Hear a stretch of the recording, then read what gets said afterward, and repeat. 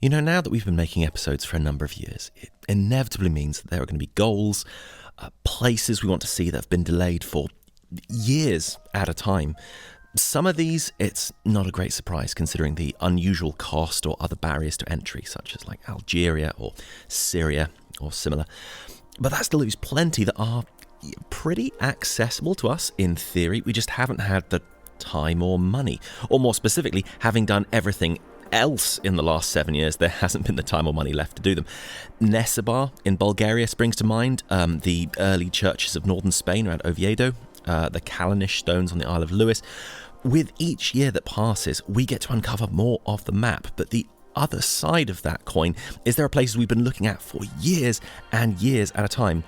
And this makes it all the more satisfying when after all that time, you finally get to set foot there.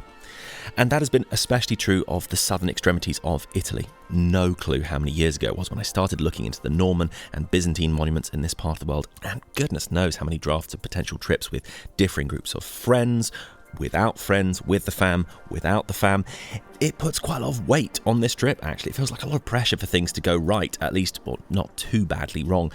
But finally, it was our chance to have a crack at it. Last episode, I'd flown into Naples, and before making our way further south, just couldn't pass up the phenomenal archaeological parks along the Bay of Naples. We're talking Pompeii, but also Paestum.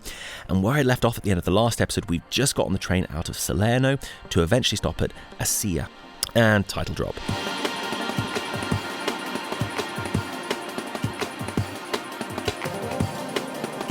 So we are Forest Archaic Collective, and as well as making jungle drum and bass, we've followed ancient sites across Europe and beyond. Whether it's Neolithic standing stones, Roman arches, or Romanesque churches, we are proudly and fiercely AI free. We've always believed that if we're going to share these stories about ancient places, we need to go and film them for ourselves, not just spam a stock library, definitely not get the data centers to slop out some half plausible looking garbage. Actually go and see these things for ourselves to show you, so please support us in doing that. More on how at the end of the video and in the description. So we're away further south, but still in Campania, so not down to our target of Calabria just yet. Assia is a small town with not a tremendous amount going on, or technically I think Assia proper is probably up on the hill, something that you'll see become a theme. But since I was not in as much of a hurry with this time frame, I was able to wander down to the beach and sit by the sea for a little, which was... Yeah, I'd been catching glimpses of the coast every time I took aerial shots, but hadn't been able to actually go to it yet. And just having a chance to sit and enjoy a Messina and appreciate the early April warmth and just being out in Europe again. I hadn't left the UK in 5 months, and I mean, even then it was just a brief 72-hour speed run around Angers. So being out there again, and particularly in a place as beautiful as this, it was just completely blissing me out. Well, made my way to the next target, which was sitting proudly atop the hill, visible for about half an hour before I got there. This is the archaeological site of Velia. Not anywhere near as well known as the previous two archaeological parks. And while they'd made a big deal of putting Paestum and Velia in the same branding, even though the link is, it's probably just managed by the same trust or something, what hadn't been made clear is that my €15 ticket to Paestum was also good for Velia, so essentially in for free, which felt great.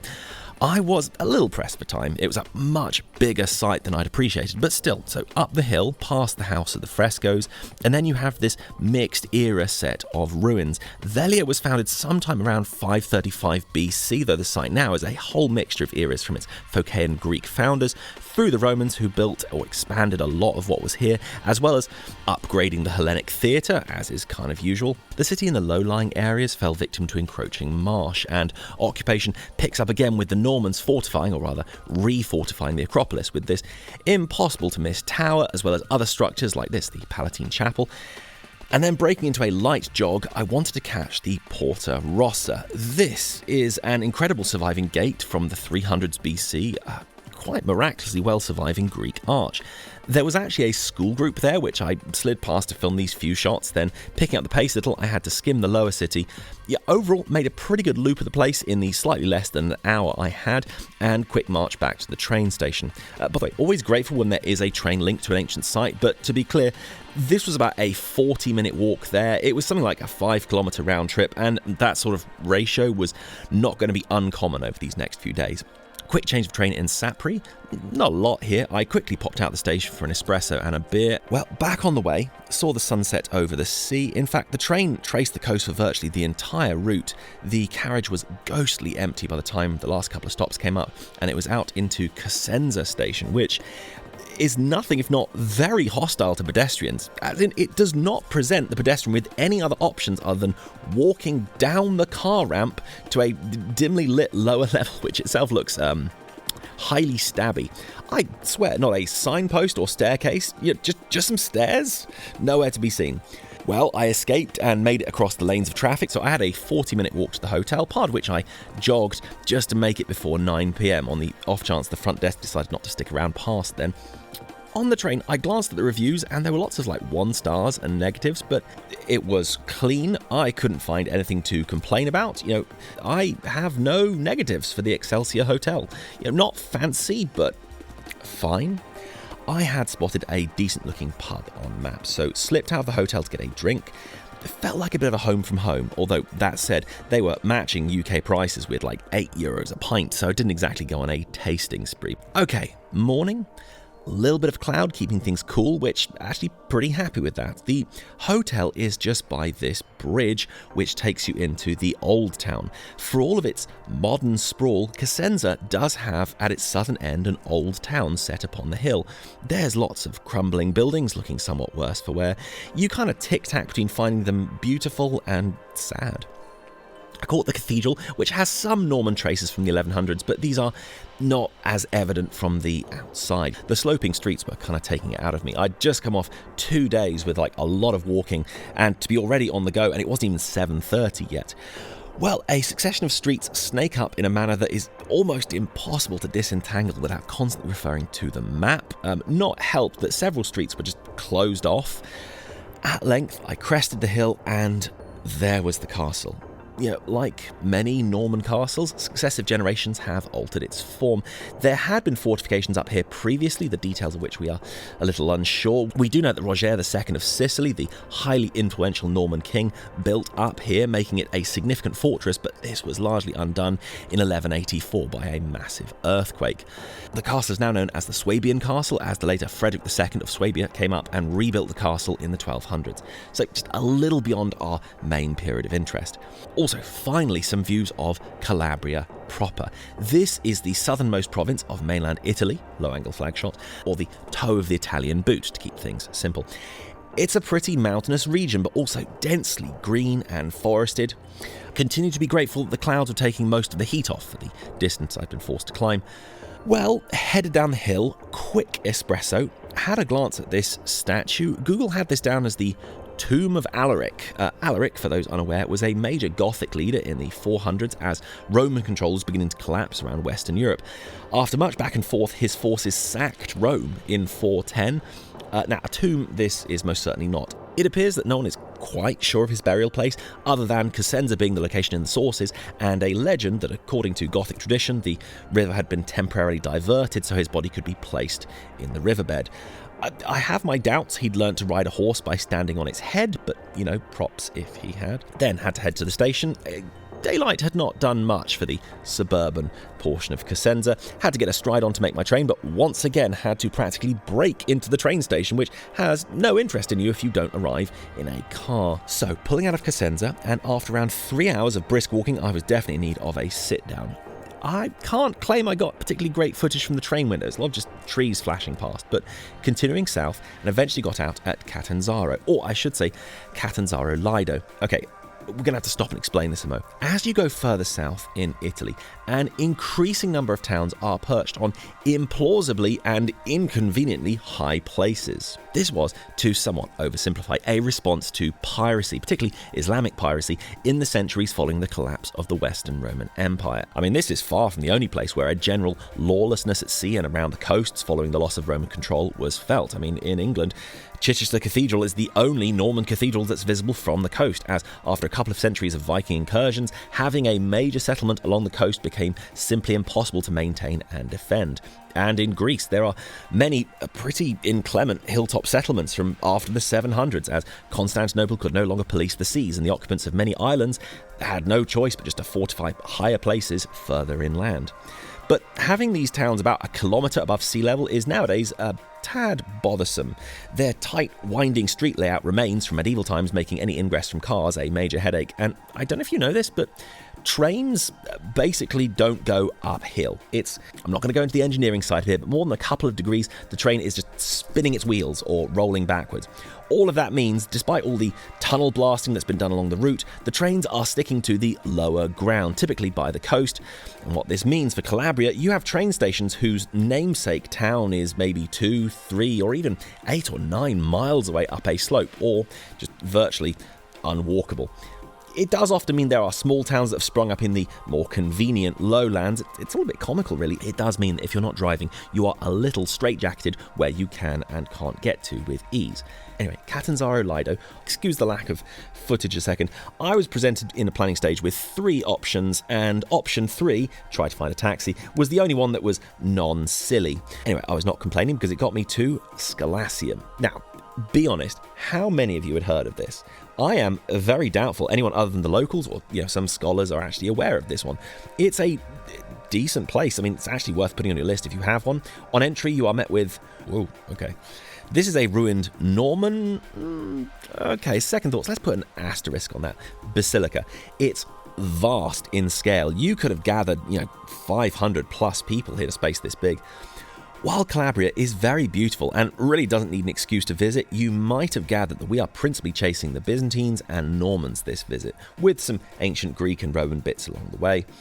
Well, alongside these spectacular basilica ruins, the site also has the Roman Forum excavated, which is, a lot lower as the excavations go, but okay. Then also a theatre, and unusually for Calabria, an amphitheatre. Granted, it's not in the greatest shape, but hey, we have plenty of amphitheatres in the UK that are just bumps in the grass. I grew up 100 yards from one.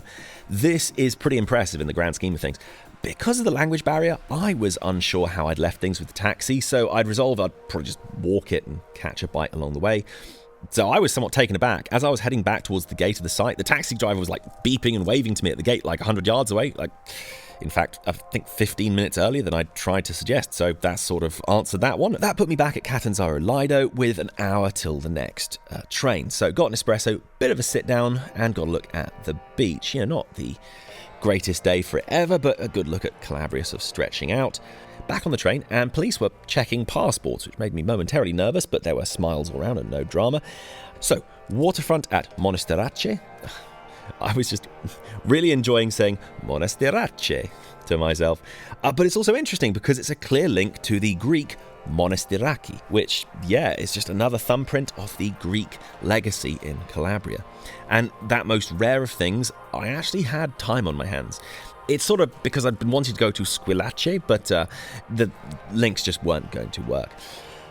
Anyway, so Monasterace, there's nothing here because, short walk, and now, admittedly, after Paestum, getting back to the more sort of normal standard of ancient Greek archaeological sites feels like a bit of a step down, but these are the temples at Monasterace, and look, hey, have you got 2,500-year-old masonry by your house? Well, shut up then. Access a bit limited, but the aerial footage was much better anyway. So, wandered back to Monasterace, quick espresso, a bit more wandering, more espresso, and eventually it was time for another taxi. I don't normally like to do this many taxis on a route, of course it all adds up. It is, as it turns out, possible to get a bus, but my research beforehand had been far from conclusive, and as buses go, it's always just so much easier to figure these things out in situ, and I just did not want the stress of leaving this to chance. There was just too much hanging on it, and there's really not many branching choices in this part of the world. So, taxi up, you're climbing a good distance from the coast, and the tint on the window making everything look like Ridley Scott's Prometheus. But there it is, up on the hill. At first, in Stilo, I was a little bit stumped for what to do. The town is gorgeous, and it is night and day from what I'm used to. To be honest, even anything on this trip so far, I wasn't on edge, but I rather felt like a guest in someone else's space. I actually needed to pee kind of bad, so after having an espresso in a spot with seemingly no toilet, I headed up through the town and found a bar that thankfully did, but no toilet seat. But this is something that had been cropping up on this trip, and I cannot account for why. Is there like a particular behaviour it's designed to, it can't be a money saver. It feels like it's not that hard to just maintain a toilet seat. So yeah, look, honestly, answers in the comments if you know why there is a puzzling paucity of toilet seats in southern Italy. I am at a complete loss. Well, following that, there was something that couldn't wait. This is the Catolica di Stilo. Let's backtrack. It's probably, okay, I know how this sounds, but it's not an exaggeration to say that this church is one of, if not the biggest reason I came to Calabria. Just gonna pause for effect. Yeah, it's a little extreme, but this place is the poster child for the Byzantine presence in Italy. Let's talk about this a moment. While there will be plenty of people who know this, there's going to be plenty who don't. So, spot quiz. When was the modern nation of Italy founded? Now, if you embarrass yourself with the Roman era answers, I understand where you're coming from, but the correct answer is none of the above. 1861. We don't need to quibble about the fact it was the Kingdom of Italy rather than the modern republic, but yes, modern Italian unification is only slightly older than the electric light bulb.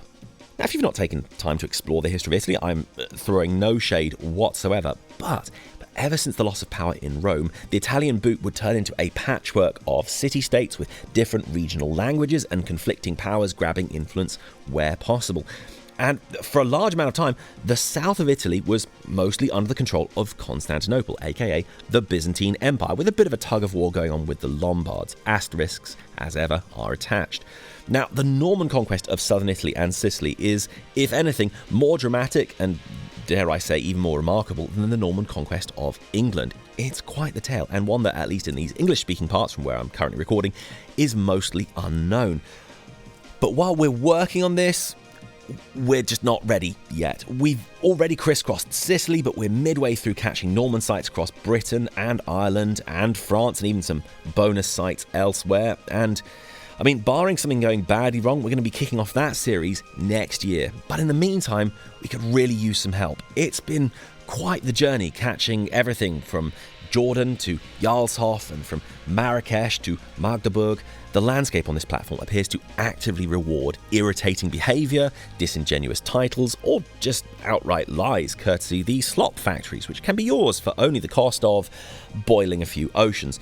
Truthfully, we're putting out travel episodes because I didn't want to launch into any of our major series, be they the Romans, or yes, the Byzantine Empire, or the Islamic treasures of Andalusia, or all the way around Neolithic Europe, without having at least made a sizable cross-section of these sites and having put in decent research to write about them, all of which takes both time and effort.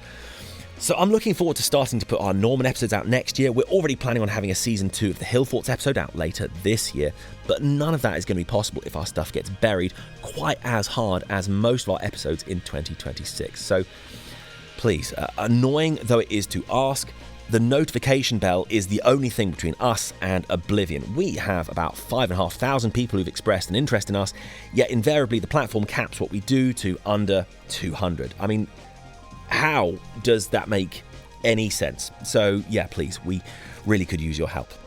Well, having caught the Catolica, I headed back through the town and met up with my hosts. What followed was a rather lengthy chat of about half an hour. The hosts were lovely, as was their dog, but they asked me to sign a paper contract, not a big issue, but they were translating one sentence at a time, and it took around 10 minutes to basically say, hey, we're renting you a room for 4, but for not a huge amount, so please could you leave us a nice review? It's yeah, okay, I hear you, that's fine. Then we hopped in a small Fiat and whoosh, we shot up a bunch of hills and streets that even a cyclist would look at and say, oh, I don't know, seems a bit tight. I mean, at points, I could place an index finger on both walls simultaneously, and they pushed a car through there. How anyone in this town still has wing mirrors remains a mystery to me. It was one hell of a piece of driving. So the apartment was a bit old school. This was a curiosity in itself. I mean, this is heating, this fridge is a bit of a museum piece, but look, hey, there is a toilet seat and paper, so I'm basically down. The hosts were incredibly sweet and going out of their way to cross the language barrier where possible, and this was not pricey for the night, so I appreciated this. The heat was a little nerve-wracking, not just because it's an actual burning fire, but you had to turn the gas bottle off, and it took a few attempts to determine which direction that was. I've been playing too many video games. I see a gas bottle, I'm just convinced it's like an environmental detail that's primed to explode. So it took a bit more time to explore Stilo. Felt necessary to get a decent meal in. I'd barely eaten during the day. And picking a restaurant without being too picky, well, the tagliatelle was surprisingly thick and slightly al dente. It was great. I don't really have the vocabulary or the desire to dissect this in any great depth. It was just nice to get a decent Italian meal. The bathroom, now go on, take a guess, toilet seat or no? It is no toilet seat. There it is, folks. Is this a tax thing? Is there a questionnaire that goes out like, does your toilet have a seat on it? It's an upgrade from a hole in the ground, sure, but why is this such a pervasive thing? Look, I'm actually a bit grossed out at the number of toilets I've had to film over the last 72 hours, as you may now be too. Back to the apartment, and yeah, it was quite chilly at night up there on the edge of the mountains, but there was, a very thick, fleecy blanket on the bed, so once under that, it was all good. I think I just enjoyed the experience of being in this remote place. It's virtually a mountain community. I mean, it's not Nepal, but yeah, just getting a feel for what life is like here, more sort of out of the loop of the modern cities. Well, got out of the house nice and early with the sunrise at 6:45, and wow, the rooftops and the view over the valley below, and contrasting yesterday's moody clouds, this was like crystal clear blue. Now, I had an objective to hit, and I got lucky, sort of.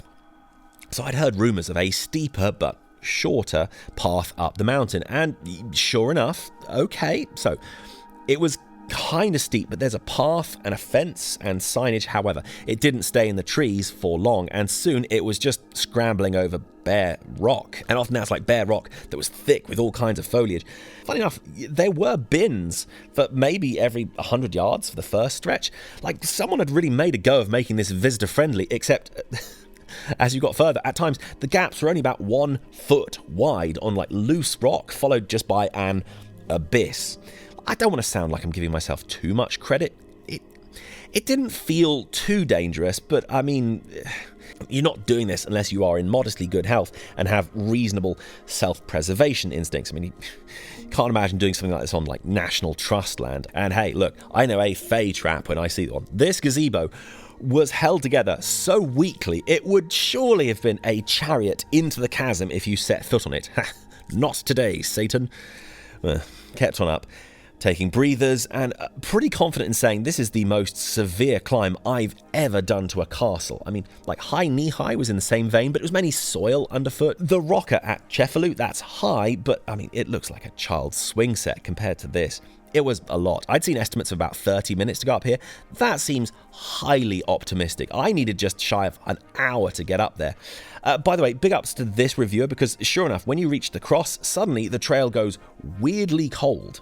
I have a loose theory, and this won't make any sense unless you've done something like this. So climbing up this route was mostly just about fine. Taking it down, now that really would have been hazardous to life. I know. You're thinking, no, come on, it's got to be easier on the way down. It's really not. You're actually having to hold yourself back against gravity. The rock clambering feels far more slippery on the way down. It's the same reason cats get stuck in trees. Trust me, climbing up is actually easier than coming down. I reckon the guys who put the trail together probably figured that out, and so from the top of the trail, it's actually not signposted or anything. It's this funny one-way system where technically, you can of course head down if you know exactly where to look, but for first-timers, they'd just be pitching themselves down this sheer slope on spec. So after all that, here we are, and could scarcely have had a more glorious morning for it.